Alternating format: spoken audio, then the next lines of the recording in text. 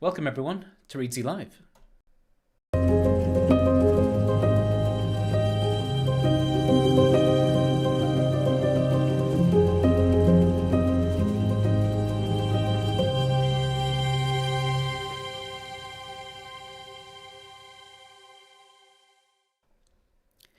Hello, greetings traveller. Welcome to REEDSY Live, REEDSY'S ongoing series of webinars where we bring on professionals from the world of publishing to show you how to write and publish better books. My name is Martin.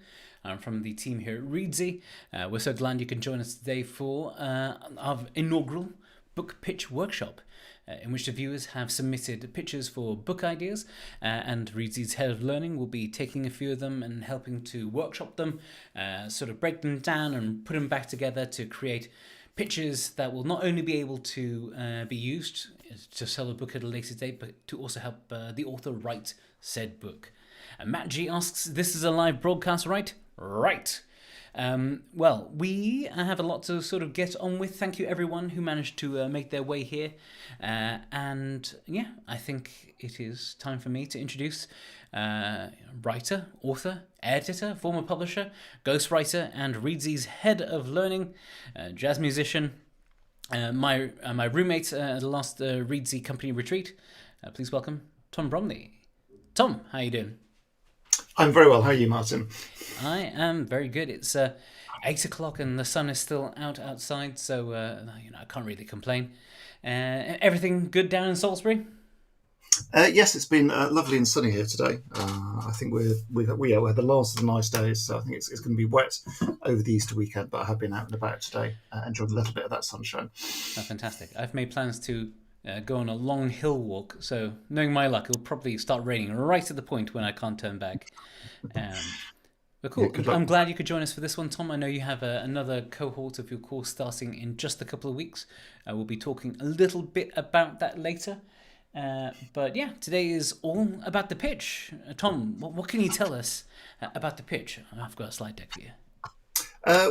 This is a new format we're going to try today. So I'm going to talk a little bit at the start about some of my theories about kind of writing pitches, and then I'm going to go through a number of pitches that people have sent in. I think we had about 500 or so pitches coming in, so I'm going to try and get through a good number of those. But I've tried to divide those down into kind of four main types. I kind of thought when reading through the pitches, there were four particular areas where I think things could be improved. So I'm going to look at that, but I'm going to begin, as you say, by talking about what I think makes for a good pitch and why I think kind of pitches are important.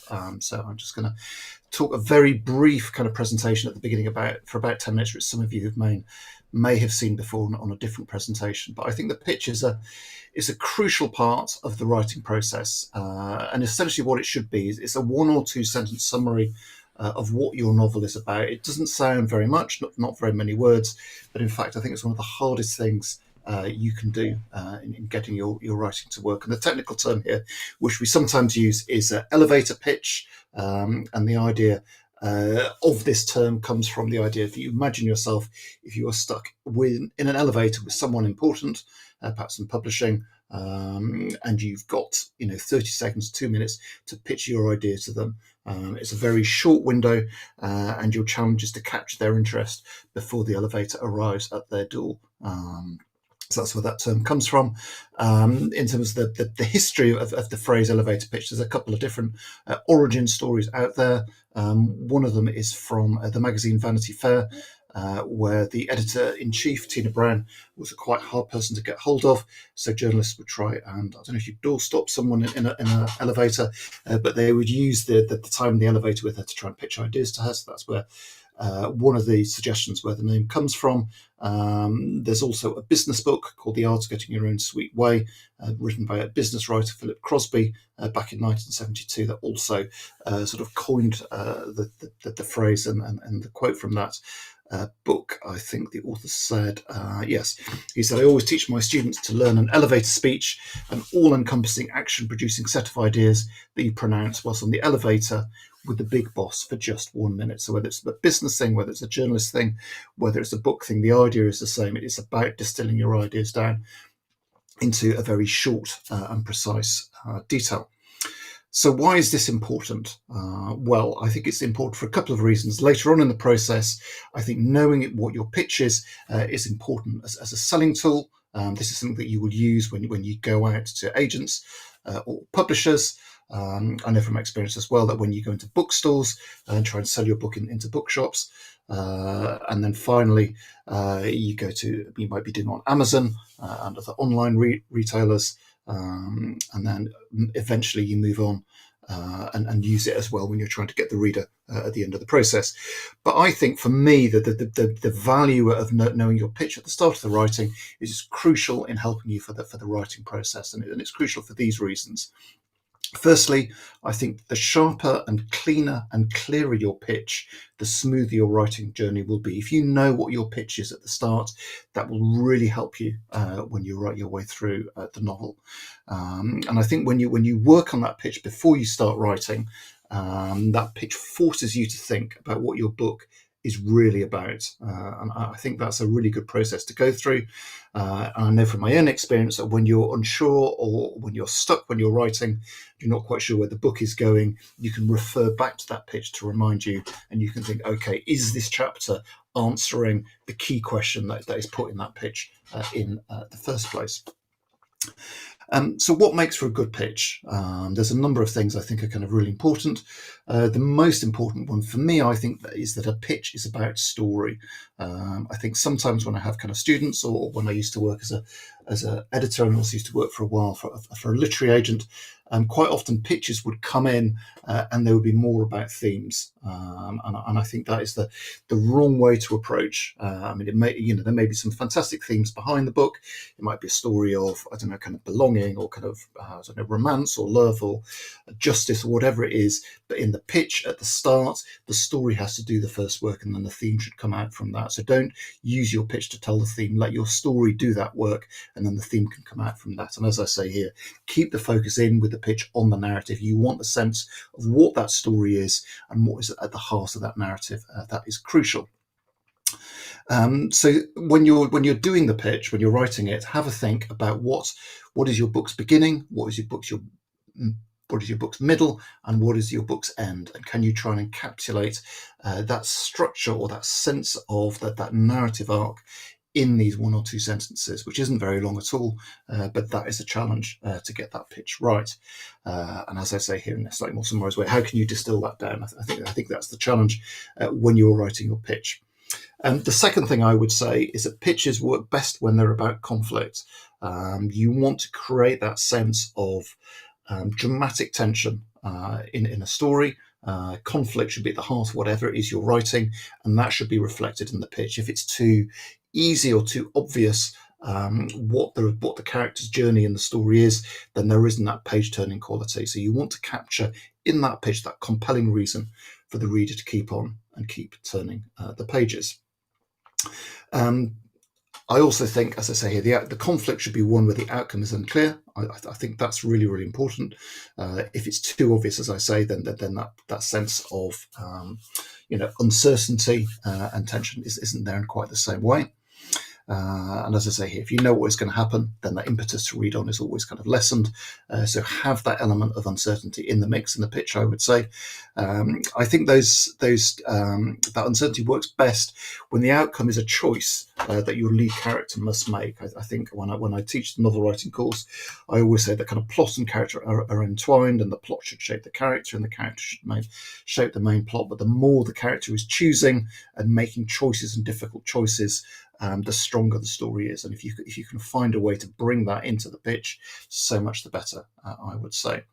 And as I say here, that choice needs to be difficult rather than easy. It shouldn't be straightforward, and it should be a choice with consequence for the reader, for the character to make as they're making those decisions. Okay. What else makes for a pitch? Change. I think change is important. I think in a novel, you want your main character really to be a different person at the end of the book to who they are at the beginning. So how does that protagonist change? Can you make a suggestion or give a sense of that change in the character as you go through? I think that's really useful to bring in. And finally, I would say that pitches are best when they are specific rather than general. The more you can get particular details in there, those act like little hooks for the reader to kind of latch onto, as it says here.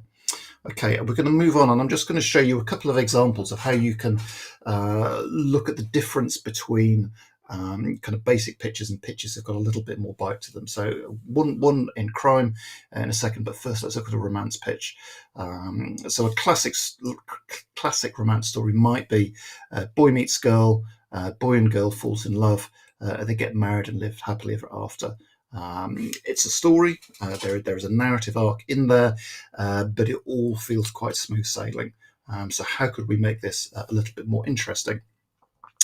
Okay, one example might be boy meets girl, girl gets married to somebody else, the boy becomes a monk and lives his life out in a monastery. So here we have the same starting point, but we have that conflict in the middle, where the boy has to make a choice, and actually he goes off in a different direction as a result. So that's a more interesting story and a more interesting pitch as a result. A couple more romance examples for you.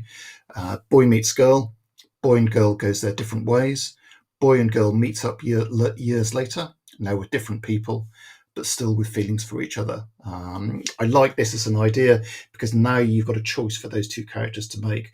Do they go back to their original partner, that original relationship from the years ago, or do they stick with their partners who are there with now? It's a choice, and a choice with consequences for them to make. And the final one I think we've got here, boy meets girl. Boy's family want him to marry a different girl and will disown him if he doesn't. So here again, there's a conflict in a different way, and a choice for that character to make. Does that character follow his family's wishes, or does he marry the girl who he wants to marry? I think it's a choice to be made again. And here's another one just to end with. Boy meets girl, another boy meets girl, girl meets girl. So conflicts, tensions, kind of different relationships in the mix. And again, there, I think it's less clear when you get to the end how that one kind of might be resolved. So as a pitch, I think that's a more interesting kind of setup. And finally, on this little bit, I'm just going to talk very quickly about a possible crime story. So again, let's begin with a fairly straightforward crime narrative. A murder is discovered, which is investigated by police, and the culprit found and arrested. Okay, that's a story and works very well. But let's see if we can break each of those bits down and make it more interesting. So that first element, murder is discovered. How can we make that more interesting? Well, what if perhaps the body's unidentified? What if rather than a body, only part of a body is found? But someone who has disappeared. In each of those options, that beginning becomes a lot more interesting and unusual and slightly different in the mix. That middle bit, which is investigated by the police, how can we make that more interesting? Well, could our lead detective be hampered in some way? Perhaps he's distracted by personal life from investigating the case. Perhaps he knows the victim in some way. And again here, hopefully you can see we're adding in conflict into the mix and making that mix a little bit more interesting. And then the final element, the culprit being found and arrested. How can we make that more interesting? Well, can we complicate the stakes by including a second victim? Could the detective discover who the killer is, but then faces a choice as to whether to arrest them or not? Is the victim someone who the detective feels deserves to die? Again, a lot more interesting, more questions, more conflict, more tension. And if we put all this together, what might we get? We might get a slightly different pitch like this. When an unidentified body turns out to be that of a missing far-right politician, a detective's investigation leads him towards the involvement of his own daughter. So here we've got a pitch that is essentially, in essence, the same as the pitch at the top, but it's a lot more interesting, it's a lot more mixed up, and there's a lot more going on. So when you're thinking about pitches, these are just a few examples of showing how you can make them a little bit more interesting. Okay, I'm going to move on and show you some examples of some different pitches that people have come up with and how we can improve these. Let me just share my screen here. Hopefully this will work. The magic of technology. Okay, so While I'm here, so I looked through all the different pictures, and as I was saying at the top, there were about sort of 400 or 500 pictures. And as I was reading through, there were lots and lots of fantastic ideas. And I should say that the pictures here I'm going to talk through, I think most of them have got kind of really brilliant and intriguing storylines. And I was reading them and thinking, I would like to kind of read these books and see what's going on. But what I've tried to do with the ones I've chosen is to distill down the challenges of writing pictures into kind of four kind of key areas. And the first area I'm talking about is kind of sequencing. So I was talking at the top about the importance of narrative, the importance of creating that sense of story, that sort of beginning, middle, and end. And these are some examples where I think that kind of storytelling could be brought out a little bit more, obviously.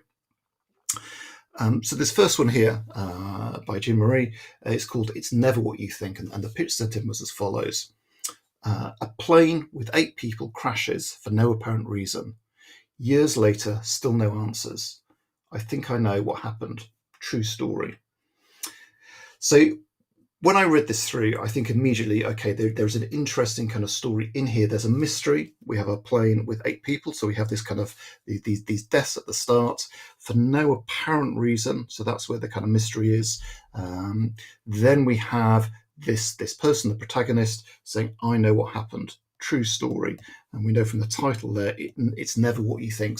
It's something unusual that has taken place here. I think with pictures, another good point to think about is that question of why now? Why have we dropped the reader into the story at this particular point? And here we've moved on kind of years later after the story, after the crash of the plane has taken place. So why are we bringing in here? What are the consequences of the truth being revealed at this point? So when I unpick the pitch here, I think there's a lot going on, but I don't think the structure of it quite does it justice. So when I went back through, and with each of these, I've tried to reshape around how I would revisit these pitches and bring out the story. So how I've rephrased this is this as follows. When a plane crashes, killing 8 people, investigators are stumped as to the cause. Then, years later, one person is about to reveal the truth with devastating consequences. So here in the revised pitch, I hope you can see that there is that sequencing in there kind of brought out. So we have the plane crash, we have the mystery, we have now the flash forward to years later with this person about to reveal the truth.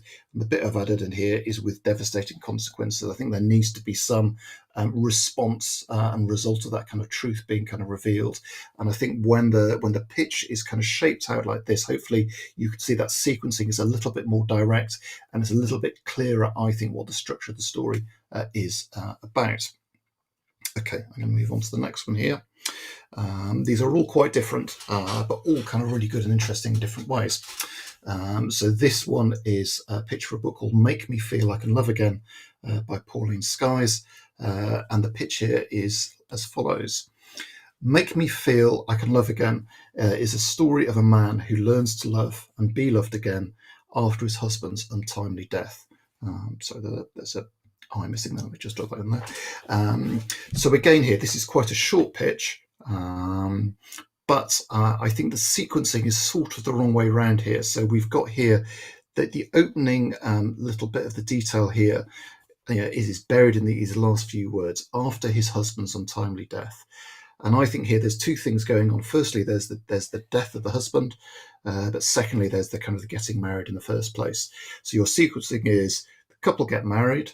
Secondly, the death of the husband, and then what happens next. This is the main. This is the story of a man who learns to love and be loved again.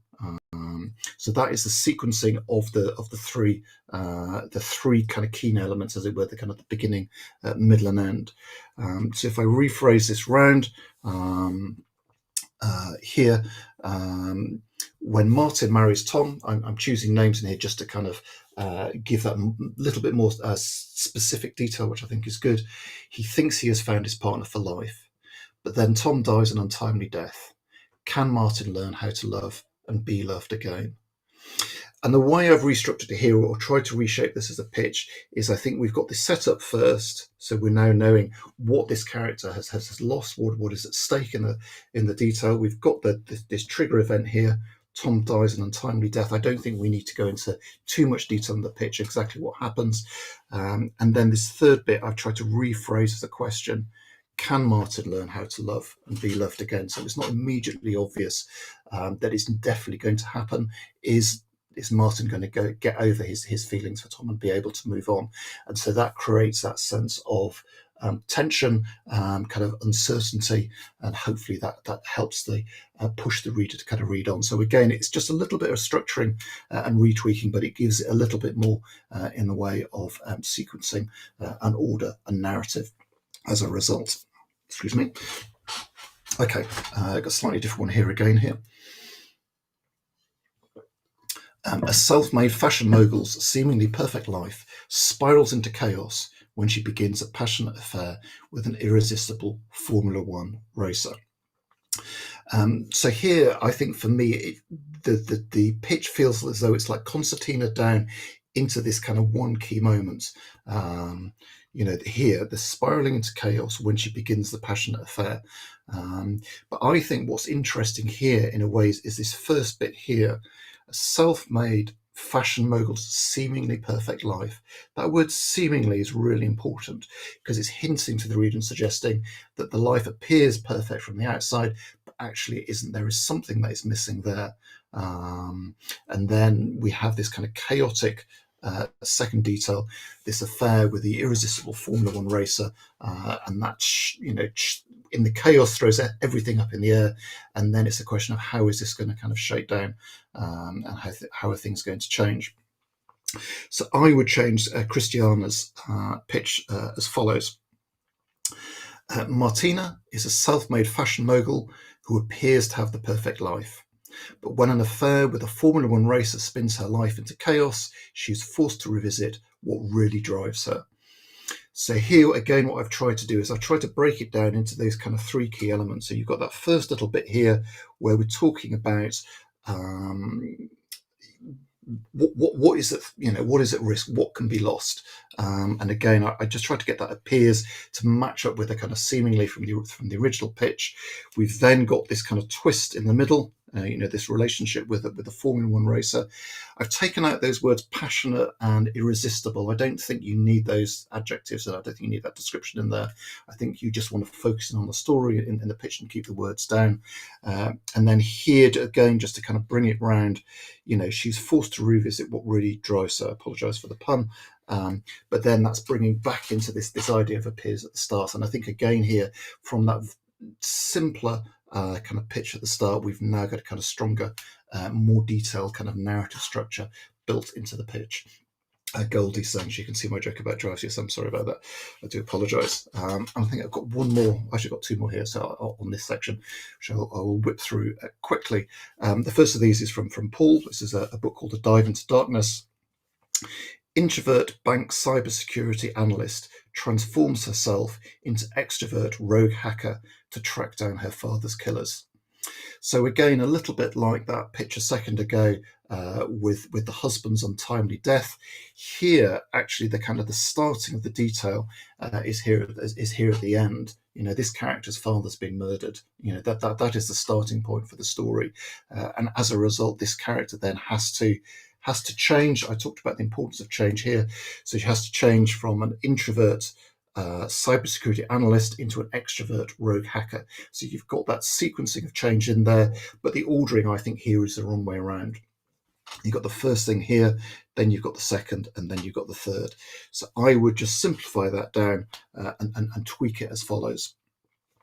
When her father is murdered, an introverted cybersecurity analyst has to turn extrovert rogue hacker to track down his killers. So here that sequencing is changed around. We start with the key event, which I think is important, and then we have this shift in the character. And I just took out a couple of those details. I thought introvert bank cybersecurity analyst felt just a little bit too much, so I've chosen the one that I think feels the most important. To go from cybersecurity to rogue hacker, you've got that switch there, and then we've got the sequencing. and then we've got the story there to track down his killer. So again, there you've got the ordering there, that sequencing, which I think is really, really important in a pitch. And then the final one in this little bit here is a book by K.E. Carl called Chasing the Bangkok Dragon. And this pitch goes as follows. Thomas Sebastian, a nerdy analyst, is recruited to go undercover in Thailand, risking everything to stop a syndicate from exporting a deadly new drug to the US. So here we're starting with the character, but we have the kind of setup here first. So he's going undercover in Thailand, but the reason he's going again here is at the end. So again, I think here you want to make that sequencing a little bit smoother, a little bit clearer, and I would tweak this as follows. When a crime syndicate is about to release a dangerous new drug in the US, nerdy analyst Thomas Sebastian is sent undercover to Thailand, risking everything to stop the deadly trade. And I hope again you can hear that just changing things around. All the details are the same, but that sequencing just makes it a little bit stronger. We have that threat at the start here, the drug and the risk here. Then we have our character put in the mix. There's a nice conflict immediately. He's a nerdy analyst and he's going undercover. He doesn't feel the right person for the job, which is a good setup that creates conflict and tension. And then he's got everything on the line here, and there is something clear that he needs to kind of sort. So I think at the end there, you've got that sequencing, that order, but that sense of kind of risk, I think is really effective. Okay, that's the first section. I'm just going to pause a second to see whether Martin wants to come in. Oh, yeah. And any of that before I go on to the next part. I don't know. We've had some good comments here. Willard Grant says, who would recruit a nerdy analyst? I guess that's a good question, but it makes for a much better story than a very capable, cool, murderous analyst. I kind of feel I'm a nerdy analyst, so I have a soft spot. And he's called Thomas as well, so I think I feel sympathy for him, I would say. On one hand, you get to go to Thailand for free. On the other hand, you have to risk everything. I mean, those are the challenges when you're a character in a story. I think it's... okay, let me go on the next one here. Okay, I'm going to move back here to the start. So the second section I want to look at here is what I call TMI, or this is where the pictures I think are too long, or they're giving the reader too much information. And if you're trying to get across what the story is about, there's a good story in all of these kind of pitches, but I think what is happening is that's getting lost because the reader is giving too much detail. And I said earlier on that importance of specifics rather than kind of generalities. I think that's really important. But I think if there's too many details, then as I say, the story gets lost, and you want to keep that reader kind of reading on, and you want, with a pitch for, you want that agent or that publisher to be intrigued about what's happening. So the first example I've got here is from Charlotte, whose pitch is called a book called Gold Dust, and her pitch goes as follows. When Hawley Callow, a 30-something-year-old hospital porter with nothing to show for his life but a host of complicated, in brackets neglected, interpersonal relationships and an abandoned dream of painting watercolours for a living, decides to be brave and dip his toes into the dating scene again, he finds himself falling for the one person he never saw coming, his best friend's brother. Okay, you can hear from how I'm reading this out, there is a lot going on in here. That we've got one single sentence, and that is a heck of a sentence, I should say. We've got things like kind of semicolons on here. We've got things like brackets. We've got a lot of detail about our protagonist, Hawley Callow, here at the start. And it's only really when we get to the last bit here that we get into the story. Decides to be brave and dip his toe into the dating scene again. That again is quite important because it's suggesting that obviously he's been through this setup before. And then we have this kicker at the end, the person that he falls for, his best friend's brother. So I think the end is brilliant. I think reading that through, the story gets lost in the character detail. So if I was looking at this pitch, I would be looking at thinking, okay, what can I thin out? What is key? What can I take out? How can I make this shorter and bring out that story in a little bit more detail? So here's how is one way of kind of changing it. When 30-something Hawley Callow, hospital porter and aspiring painter, dips his toe into the dating scene. He finds himself falling for the one person he never saw coming, his best friend's brother. So probably what you can see is I've done here is, we're into the plot stuff in that opening line, so rather than having these 3 lines before we get there, we're now in there within about sort of 7 or 8 words or so. So I think that you've got the story more obviously to the fore. I've tried to thin out and keep some of these details in here. So we've got 30 something. I don't think we need the year old. And then we've got the hospital porter. I think that's useful. These complicated but neglected interpersonal relationships. I think there's a lot of detail, particularly with brackets. I wouldn't have brackets in a pitch. So it's thinning it all down and getting to the story more quickly. But I think it's a really intriguing setup for a story. We've got a good kind of central character, and I get a sense that Charlotte knows who her central character is, and we've got this dilemma here. How does he respond when he finds out this person he falls for, and the conflicts and tensions that could create. So I think that the idea is good, but I would thin down that detail to get it moving kind of more quickly. In a similar way, this is 2 sentences rather than 1. This is Deborah Taylor and a novel called Hazel Badge, and this pitch goes as follows. When medieval peasant Agnes's pregnant best friend is murdered and the unborn child goes missing, she implicates the victim's unfaithful husband, Col, who is then arrested. However, she soon comes to realise that Col is blameless and races against time to prove his innocence before he's hanged for a crime he didn't commit. So this is a kind of pitch in 2 halves, really. Agnes is kind of important here because she's implicating Col in the murder. She's blaming him for what's gone on, and then has to kind of deal with the consequences for that. So she's at the heart of the story. But I think for me, that first sentence, I might just read it out again. When medieval peasant Agnes's pregnant best friend is murdered and the unborn child goes missing, she implicates the victim's unfaithful husband, Col, who is then arrested. There's a lot of detail in there, and when I read it for the first time, I sort of had to read it a couple of times to get my head around exactly what was going on. And I think if you're feeling that way in a pitch, that probably means there's too much information being given, and can we thin this down? And I think the key for me here is, in terms of the pitch, is it's this kind of miscarriage of justice here. It's the fact that she's blamed Col. Col is innocent. She needs to save him before he's hanged. And that detail at the start, I think, could be thinned down. I mean, there's a whole story here about the unborn child kind of going missing, which is a story in itself, but it's not mentioned in the second half of the pitch. So I'm feeling that actually, in terms of the driver of the story, it's that false accusation against Col that feels crucial. Actually, if you look at the naming of the characters, it's Agnes who's named, it's Col who's named. The pregnant best friend isn't named, which sort of suggests to me that she's not as important in the story as the other characters kind of mentioned there.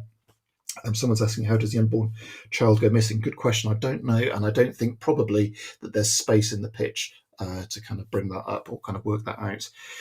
So I would thin this one down as follows. When medieval peasant Agnes mistakenly implicates Col in the murder of his pregnant wife, she must prove his innocence before he's hanged for a crime he didn't commit. So again here, I suppose I'm thinning down the first half of the pitch. So the driver, the narrative in the second half is fairly clear. So we're sort of splitting it down into a shorter pitch, but we're bringing in that story earlier, and we're leaving this detail about precisely what's happened here for the story itself. Excuse me, rather than kind of trying to explain all that detail in the pitch. So again, it's trying to think, okay, what is at the core of the narrative, and how can they bring that out a little bit more kind of thoroughly. Okay, another example, different again. This is from Steve, a book called Zen Men Tell No Tales, which I really like as a title. And this pitch goes as follows. A suspended police detective running from his past mistakes, dealing with his sister's unsolved murder and trying to cope with a broken justice system, needs to get a grip on his life and decides to go where else but to a Zen monastery to find peace of mind, only to discover he can't run away from his past when someone kills the cook. Again, I think this is a really kind of interesting idea for a story. This is all one sentence, and I would just flag, if you look at how many commas are in here, in the there's 1, 2, 3, 4, 5, 6, 7 commas in there. If you've got that many commas in a sentence, that's probably saying, or it should be saying to you, that this sentence is too long. So again, I would look at just kind of thinning this down into kind of probably 2 sentences rather than 1. And here I think the bit that can be kind of taken down, again, I think actually is this detail at the start. We've got the suspended police detective, so we know who he is. Then we've got running away from his past mistakes. That's sort of the same thing. I think dealing with his sister's unsolved murder, that's slightly different. Trying to cope with a broken justice system. So there we've got 1, 2, 3, 4 details. I don't think we need all of those there. I would probably suggest you choose 1 or 2 at most as the focus for the drive of the narrative. And then this bit needs to get a grip on his life and decides to go where else. I think that feels a little bit too throwaway to me. And then we've got this little bit of repetition, run away from his past. We've got that repetition there. I would always try and avoid kind of repetition in a kind of pitch kind of where possible. But the story, I think, is really, really good. And we've got this sense that things are going to come ahead. And rather than being able to run away and escape from what he has done, he's got to confront the past in some kind of way. So here's how I would rephrase this in a kind of short way. A suspended police detective, struggling with his mistakes and his sister's unsolved murder, escapes to a Zen monastery to find peace of mind. But when the cook is killed, he realizes he can't run away from his past. So again here, I've just tried to kind of thin things down a little bit. I think breaking it down into kind of 2 sentences, I think is really helpful. If you can see here, we've got 2 commas now rather than 7, and I think having that full stop in there and that but and the when makes it kind of stronger. Those shorter sentences give it a little bit more impact, and we've got the running away from the past, bringing it back up to the beginning here. So again, I think this is a shorter, sharper pitch, and again there's just a little bit more focus in terms of the narrative. Okay, here's a different one again. David Williams, tomorrow's headline. When a Manhattan financier receives a photo of his kidnapped newsstand friend alongside tomorrow's newspaper predicting global catastrophe, he's thrust into a high-stakes race to uncover a shadowy conspiracy that threatens to collapse the world as we know it, unless he can stop it in 24 hours. Again here, I think there's quite a lot going on, and I think sometimes with pitches it's quite easy to come up with these phrases that are quite general. It's quite hard to distill the ideas down, and the danger is that sometimes when you do that, you get quite kind of big, kind of meaty, quite general, almost quite kind of woolly kind of concepts. So here, global catastrophe is big, threatens to collapse the world as we know it. How is that different from the global catastrophe? High stakes race, unless he can stop it in 24 hours. Again, I think both of those are essentially the same points repeated. We've got the shadowy conspiracy, so there's a lot of concepts in the mix there. It's slightly unclear here, I think, a little bit at the start. The photo of his kidnapped newsstand friend alongside tomorrow's newspaper. I like the concept, and I think this, it ties in with the title. We've got that sense of it being tomorrow. So there's a lot of good detail in here. I think it's a good setup for a thriller, but quite what that threat or menace is feels a little bit undefined to me. And I think I would bring that. I would bring that out just a little bit more, and here's how I would tweak it a bit. I think probably this needs a little bit more input from the author, because I'm not quite sure what the global catastrophe is, but my thinning down here would go as follows. When a Manhattan financier receives a photo of his kidnapped friend alongside tomorrow's newspaper, he has 24 hours to uncover a shadowy conspiracy threatening global catastrophe. So here I've kind of thinned down. We've got rid of the high stakes race. We've, rather than going for collapsing the world as we know it and the global catastrophe, I've just chosen, one of those details in both ways round. So that kind of simplifies it down a little bit. I think it would be clearer, rather than catastrophe, which is quite a general word, if there's a hint. And we're talking about a Manhattan financier, so I don't know if that means it's a kind of financial catastrophe. Someone's asking about names. I generally I would try and include names where possible. I think it's quite useful. Here, I think it is sort of defined probably well enough with Manhattan financier. But I think generally if you can include names and specifics, it's always good. I like the location. I think that's done quite well. If you can ground the pitch in where we are, when we are, if it's in the past or in the future, I think that also helps as well. But I think that feels a neater summary to me of a thriller, and an intriguing thriller at that. Okay, and then the last one I've got here is a kind of science fiction one, and there's a lot of detail in here, as you'll see. On the desiccated western barrens of post-nuclear America, outlawed researchers Arturo Donati and Samantha Beworth struggle to communicate with the alien. I think these are CL60 soudlets sucking away Earth's remnant moisture.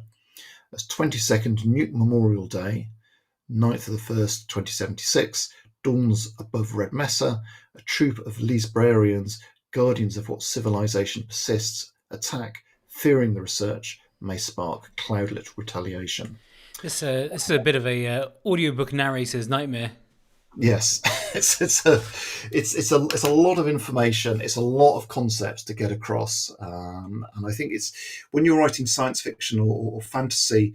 I sometimes talk about the importance of world building. I also think it's really, really important to get those kind of basic concepts down into the pitch, but it's not an easy thing to do, and there is a question about how much detail and information do you need to give the reader to set the scene up, and how much do you need to focus on story. And here I think there's too many concepts. We've got good setting here, the desiccated Western Barrens, it's post-nuclear, we know the year, we know it's Nuke Memorial Day, possibly we've got that repetition of post-nuclear Nuke Memorial Day there. We've got this other location here, Red Mesa. We then got these two characters here who are named, Arturo and Samantha. We've got the librarians. We've got the cloudlet retaliation. We've got, I wonder whether that's meant to be cloudlets, but there's a typo there, or maybe as Martin just says, it's an absolute nightmare for some kind of reading it out. But there's a lot of stuff going in there, and I think all the different concepts get in the way too much in terms of what is going on. So I would thin this one down as follows. Post-nuclear America, 2076. As alien cloudlets suck away Earth's remnant moisture, two outlawed researchers attempt to make contact. A communication that the guardians of the remaining civilization fear will lead to devastating retaliation. So here, although I think it can be useful to introduce names, I think there's so much going on here. I wouldn't complicate things more by including that detail. I would just focus in on having those researchers being outlawed, because actually from the text, from the bigger pitch, it's unclear who the main protagonists are, whether it is the researchers mentioned or whether it is this group of guardians of the civilization. So I've tried to kind of balance that a little bit here. I've tried to distill the setting down just into that very short description at the start. We know where we are. We know about the post-nuclear detail. We know we're at 2076. I think that's probably about as enough as we need for the pitch. We can sort of get a sense of what's going on here with these cloudlets sucking away Earth's remnant moisture. And then we've got this challenge here, this kind of conflict between what the researchers are trying to do and what the guardians of the civilization are worried might happen. So it's a simplified structure, but it's bringing out the narrative, I think, a little bit more. And I think in these examples, it's a little bit about kind of thinning out the detail rather than rather than the sequencing being the issue, I would say. Okay, that's the end of the second section. How are we doing time-wise, Martin? Time-wise, we're doing pretty good. I think it might be time for a commercial break. Okay. This presentation has been brought Okay. Yeah. So this is just a very brief plug, which I'll whiz through in 30 seconds. So as Martin was saying, I lead the How to Write a Novel course here at REEDSY. We have our latest cohort starting at the end of the month on the 28th of April. And the course is 101 days over 15 kind of themed weeks. If you're interested in me talking, you get video lessons from me Monday to Friday, a sort of 10 to 15 minute distillation on a different kind of writing topic each day. And that's backed up by a full lesson for a deep dive into each kind of topic.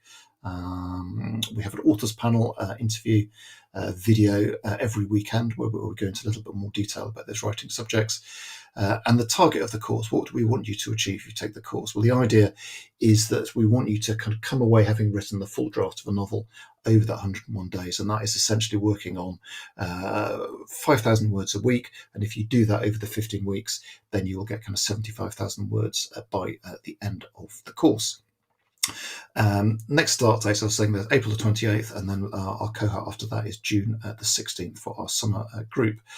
The weekly themes, we try to structure a little bit like the structure of a novel. So we begin having prepped with beginnings at the beginning, we have middles in the middle, and kind of endings at the end. The first half is more about sort of kind of story structure basics, so things like character, plot skills, description, and dialogue. The second half, we go into kind of slightly more kind of nuanced detail on some of these topics, kind of writing skills and techniques, a little bit more plot skills, kind of doubling up, kind of next steps. And as well as that, there's a weekly masterclass from me every Monday, which are a mixture of deep dives, live editing, and guest authors. You have a writing community you're a part of, and there's a feedback structure called Feedback Friday, where each week you can share your work with other people. That's a very, very kind of brief summary. If you're interested in a bit more detail, you can go to reedsy.com/learning, and you can find a little bit more detail there. And if you would like to take part in this latest course, we currently have a promotion running where you can get $250 off the full price if you use the code PITCH250 where you go out. And you can see that's valid until 9 p.m. Eastern on April the 20th, which is Easter Sunday, I think, if I've got that right. It is, yeah. He has risen, and the deal is coming to the end. I actually met one of your students when I was at a publishing conference in Ireland a few weeks ago.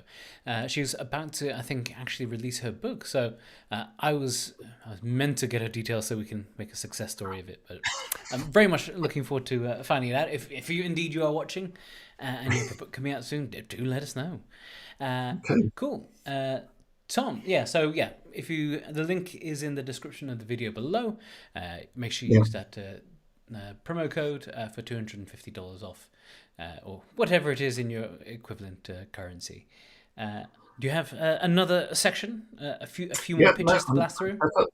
I've got two more, which I'm going to kind of whiz through. So I'm set for the next one. So I think the next area, that last one was where you got pitches where too much information is in there. Here, I think is the opposite challenge. I think where you've got a pitch where either there's too much in the way of generalities rather than specifics, or there's just not enough information being given to kind of grab the reader or give a sense what the narrative of the story is really about. So let's go through a few of these, and hopefully this point will become clearer. So this first one is from Hank, called Liviana, and this structure goes as follows. Against an ever-increasing set of seemingly insurmountable situations, a little girl struggles to build and run a tiny cargo-carrying railroad to try and save her town from economic ruin, and in the process learns a trainload of life lessons. Again, I think there's a good story in here, but there isn't enough for me in the way of specifics. So if we look at that opening section here, against an ever-increasing set of seemingly insurmountable situations, that is very kind of general in terms of the kind of the set, the situations, the seemingly. And what she learns at the end here, again, in the process, learns a trainload of life lessons. There's a structure in there, but it feels too buried. And I think the specifics aren't kind of brought out enough, and particularly the detail in the middle, I think needs to come out further. So I think with these, I've tried to add in a little bit more detail to flesh out, but the additions are quite often my own suggestions without actually knowing anything further about the book. But I would structure it a little bit like this. When the town of Martinsville faces economic ruin, sorry, Martin, only the creation of a cargo-carrying railroad can save it from financial collapse. But can Oliviana build and run the line in the face of opposition and political rivalries? So I think the first couple of things I would say is having names in here, I think, is important. So we've got the location here, and then we've got the name of this main protagonist rather than a little girl. I think that's kind of important. We've got more kind of focus in terms of the story. I feel this needs little bit more detail. I don't actually know what happens in the story of what these seemingly insurmountable situations. So opposition and political rivalry might not be the thing at all. But I think building it out like this, hopefully you can see, gives it a little bit more in the way of specifics, and it helps to kind of shape and give the reader a stronger sense of what the story is about. Here's another one. This is pitched by Tony, called Bestseller Blues, which is the great title, by the way. A struggling author, haunted by his failing personal and professional life, finds his fictional characters coming to life, demanding to be heard. Here again, for me, there's not enough of the story here. It feels a little bit more like we've got the setup rather than the whole thing. But it's all quite general here, the kind of failing kind of professional personal life. And when the fictional characters come to life demanding to be heard, we don't know what that means. Is that a scary thing? Is it is it a funny thing? And the sense of the feel and the tone of the book is unclear from that setup. So I think here more information needs to be given to the reader, and I would bring this out as follows. Nothing about my own life, I would say, at this. Tom's professional struggles as a writer are only matched by those in his personal life. But then he goes from being haunted by his failings to finding his fictional characters coming to life with terrifying consequences. So I think a little bit like the previous pitch, is adding that extra detail in here to give more of the sense of the story that's going on. We've got that sort of setup at the start, and then we go into this kind of main kind of pitch here, the shift where these kind of fictional characters come to life. And I've tried to bring out that word haunted, which I think probably is important in the mix, because if his life is pretty terrible already, the story's got to be even worse than that for him. He's got to be in a really kind of bad situation in order for that sense of threat to be kind of heightened. So I would just kind of tweak this a little bit more. Again, I don't know precisely what happens when the fictional characters come to life, but adding that extra detail in or something like that feels what this pitch needs to kind of be kind of fully realised. But I have to say, a great title, Bestseller Blues. I wish I thought of that one myself. Here's another one, which is quite brief. When the universe is in peril, a hero will awakening with the power to combat the forces of chaos. I presume that is meant to be will awaken, but I've left it as it is because, as you can see from the title, the story is called Awakenings. So I wonder if there was something kind of significant in there. But here, this feels quite short. It feels quite general. The universe is in peril. That could mean quite a lot of different things in different ways. We don't know anything about the hero here, apart from he'll awaken with the power. We don't know what the power is. We don't know anything about the forces of chaos. So I think here this feels quite a general pitch and needs to be kind of fleshed out for it to kind of really work. So this is what I've tried to do with those limited kind of details. The forces of chaos are rising to threaten the universe's very existence. The Neo-Sapiens have only one chance left.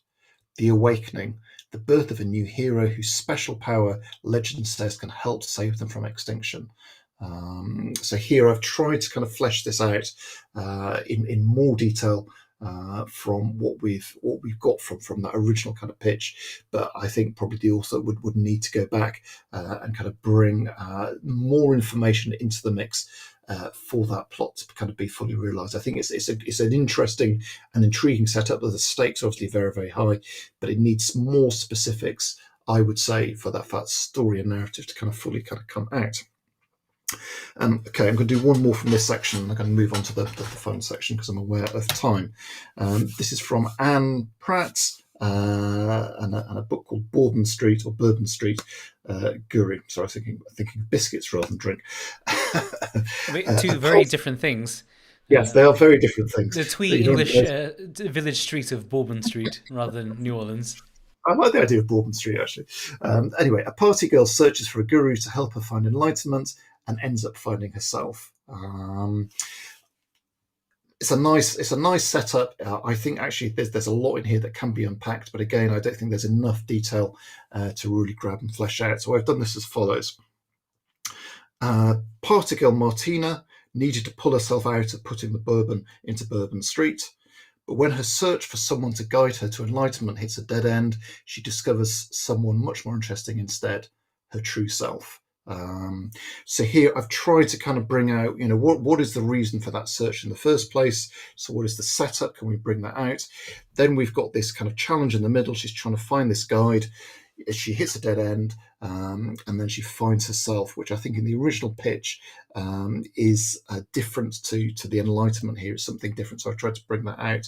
So again, hopefully you can see there's that structure there of kind of 1, 2, 3 in terms of the character and how that kind of journey kind of goes through.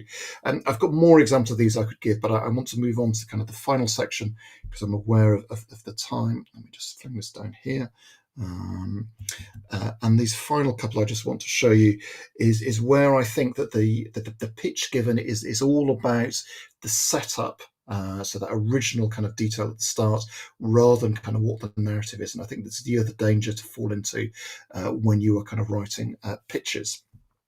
So I'm going to give you a couple of examples of these and then I will pause and hopefully have time for a few questions at the end.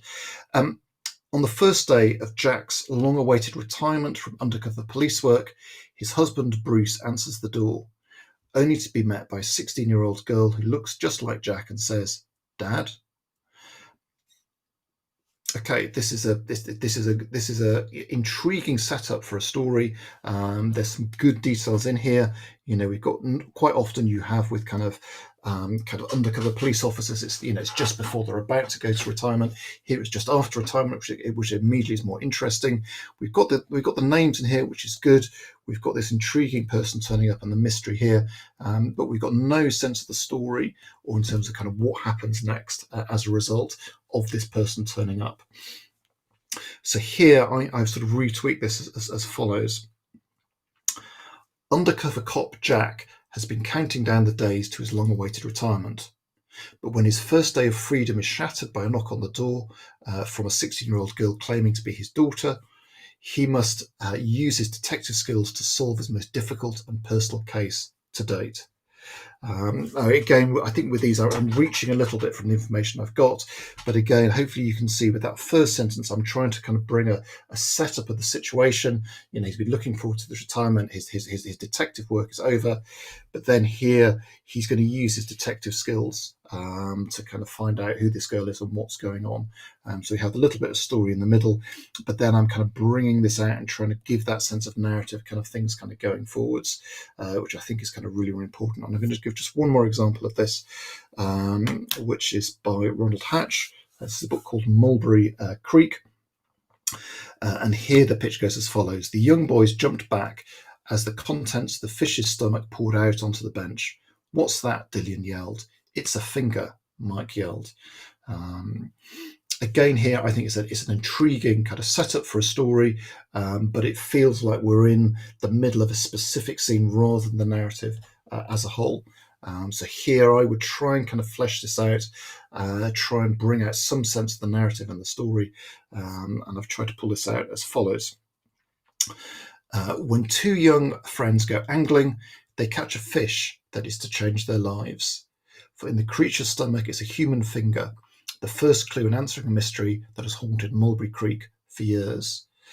So here what I've tried to do, I'm reaching a little bit, and actually Ron's story may be completely different to this, but I'm trying to take the human finger and the finding of it as the start of the story, and then we've got the suggestion of what the story is as follows after that. So you're trying to create that sense of narrative again and kind of bringing it out. And I think when you go back through looking at your pitches, these are the kind of the four areas I would look at in particular. Are you giving enough information? Are you giving too much information? Are you not giving enough information? Is the sequencing right? And are you focusing too much on the setup? I think those are the areas I would look at and go back through when you look at the pitches. But those, I would say, reading through the pitches as a whole, were the four main areas I thought where there were kind of issues and challenges to look at and focus on. Okay, I'm going to pause there. Cool. So yeah, we'll have a few minutes for any questions anyone might have. So do send them in, and we'll those. But in the meantime,